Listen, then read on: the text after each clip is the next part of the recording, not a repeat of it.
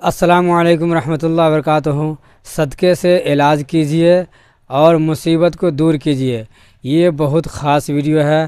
صدقہ کو دینے کا طریقہ کیا ہے، ثواب کیا ہے، اس سے بیماری کیسے ختم ہوگی، گھر کے اندر برکت کیسے ہوگی، تو بہت خاص ویڈیو ہے۔ آپ لوگ اس ویڈیو کو ضرور دیکھیں جو مفتی ایم قاسمی صاحب قرآن و حدیث کی روشنی میں بتا رہے ہیں۔ تو چلیے آپ لوگ کو ویڈیو دکھاتے ہیں، ویڈیو کو پورا دیکھیں۔ صدقہ بلاؤں کو ٹالتا ہے، مصیبتوں کو ٹالتا ہے، آفتوں کو دور کرتا ہے، اور صدقہ سب سے زیادہ دنیا کے اندر، اس مخلوق کے اندر سب سے زیادہ طاقتور چیز ہے۔ ہمیں صدقہ کرنا چاہیے۔ جب ہمیں کوئی بیماری لگ جائے تو صدقہ کرنا چاہیے، کوئی مصیبت آ جائے تو صدقہ کرنا چاہیے۔ صدقے سے بہت بڑے بڑے فائدے ہیں، بہت بڑے فائدے۔ صدقہ کیسے دینا چاہیے، اس سلسلے میں بھی ہمارے یہاں بہت ساری غلط باتیں مشہور ہیں۔ جیسا کہ مجھ سے لوگ پوچھتے ہیں کہ مفتی صاحب صدقہ کیسے دینا چاہیے، جس کی طرف سے صدقہ دے رہے ہیں اس کے اوپر سے اتار کے دینا چاہیے، یا اس کو لٹا کے اس کے اوپر سے اتارنا چاہیے، یا اس کے سر کے اوپر گھمانا چاہیے، کیا کرنا چاہیے؟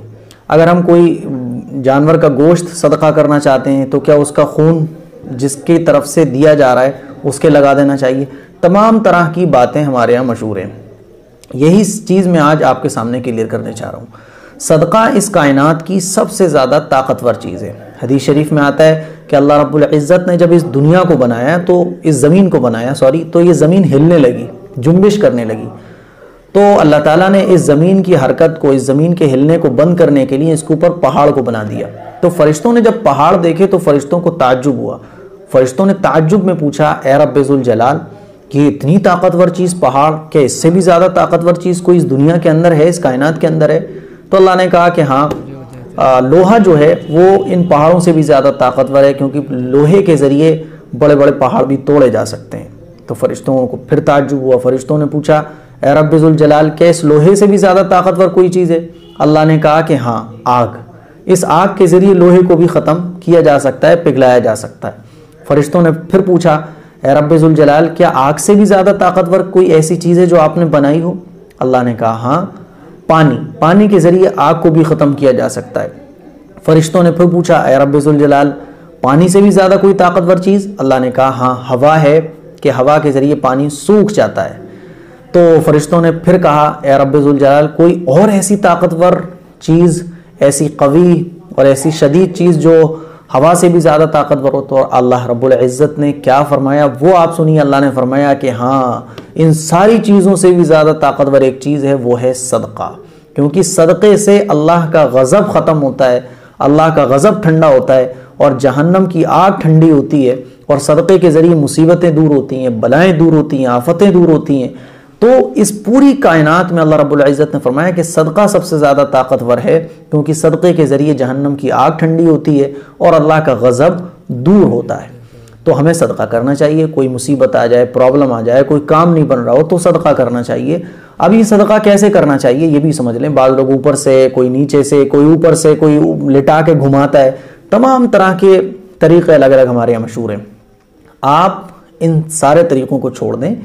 بھئی آپ جس کام کے لیے بھی صدقہ دے رہے ہیں، اللہ تو دلوں کے حال جاننے والا ہے، اللہ دلوں کے حال جانتا ہے۔ بس آپ، کوئی گھر میں بیمار ہے، آپ نیت کر کے اس کی طرف سے دے دیں۔ 10 روپے، 5 روپے، کوئی کھانے کی چیز۔ اللہ کے یہاں کوالٹی دیکھی جاتی ہے، کوانٹٹی نہیں دیکھی جاتی۔ ہمارے یہاں کیا ہے، گنتی دیکھی جاتی ہے، 100 روپے، 500 روپے، 1000 روپے۔ آپ 1 روپیہ بھی اگر اللہ کی رضا کے لیے صدقہ کرتے ہیں تو وہ بھی اللہ کو بہت پسند ہے، بہت پسند ہے، کیونکہ اللہ یہ دیکھتا ہے دل، کس دل سے میرے بندے نے یہ دیا ہے۔ اب یہ اوپر سے اتارنا، لٹا کے اتارنا اور گھمانا پیسوں کو یا کھانے کی چیزوں کو، اس کی کوئی اصل نہیں ہے۔ آپ بھئی کسی گھر میں کوئی بیمار ہو گیا، اس کی طرف سے صدقہ دینا چاہتے ہیں تو ویسے ہی جا کے صدقہ دے دیں۔ دل میں ارادہ یہ ہونا چاہیے کہ اللہ، یہ میرا بیٹا بیمار ہے یا میں بیمار ہوں، یا اپنی اس بیماری کو دور کرنے کی غرض سے میں یہ صدقہ تیرے راستے میں دے رہا ہوں، بس ہو گیا صدقہ۔ یا کوئی کھانے کی چیز ہے جو آپ صدقہ کرنا چاہتے ہیں، تو گھر میں کوئی بیمار ہے، اس کی طرف سے آپ صدقہ کر رہے ہیں، اپنی طرف سے صدقہ کر رہے ہیں، تو بس دل میں ارادہ کر لیں کہ یا اللہ، میں اس بیماری کو دور کرنے کی غرض سے یہ صدقہ دے رہا ہوں۔ یا کوئی مصیبت گھر پہ آ گئی ہے، آپ کے اوپر کوئی مصیبت آ گئی ہے، پریشانی آ گئی ہے، تو اس پریشانی کو دور کرنے کی نیت سے آپ وہ کھانا غریب کو دے دیں، تو بس نیت کافی ہے، یہ اتارنا اور گھمانا اس کی کوئی ضرورت نہیں ہے۔ آپ صدقے میں پیسے بھی دے سکتے ہیں، کوئی کپڑا بھی دے سکتے ہیں، کوئی کھانے کی چیز بھی دے سکتے ہیں، کچھ بھی دے سکتے ہیں اور کتنا بھی صدقہ دے سکتے ہیں۔ تو یہ صدقہ دینے کا طریقہ ہے، اور جو معاشرے میں طرح طرح کے طریقے مشہور ہیں، گھما کے اور یہ آڑا ترچھا کر کے، اس کی کوئی اصل نہیں ہے، ٹھیک ہے۔ صدقہ دینے میں اس بات کا خیال رکھا جائے کہ جیسے حدیث شریف میں آتا ہے کہ سیدھے ہاتھ سے صدقہ دیا جائے تو الٹے ہاتھ کو بھی خبر نہ ہو، ایسا صدقہ اللہ کو پسند ہے۔ صدقہ دیں تو خاموشی کے ساتھ دیں، کسی غریب کی مدد کریں تو خاموشی کے ساتھ مدد کر دیں، یہ اللہ کو بہت پسند ہے۔ تو یہ تھا صدقہ دینے کا طریقہ اور صدقے کے فائدے۔